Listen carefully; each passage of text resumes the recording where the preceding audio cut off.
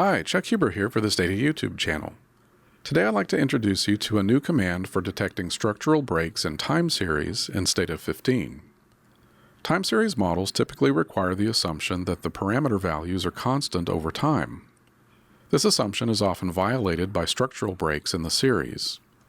For example, this graph shows the wholesale price index from the first quarter of 1960 through the fourth quarter of 1990.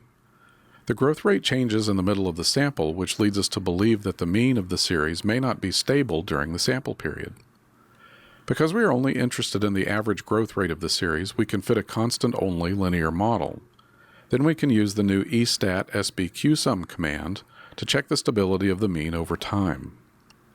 Estat sbcusum creates a recursive qsum plot which includes a 95% confidence band around the null value.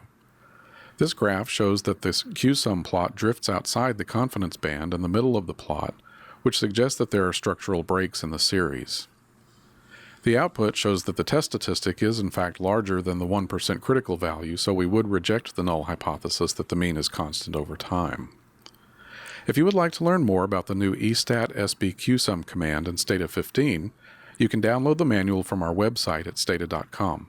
I hope this was helpful. Thanks for stopping by.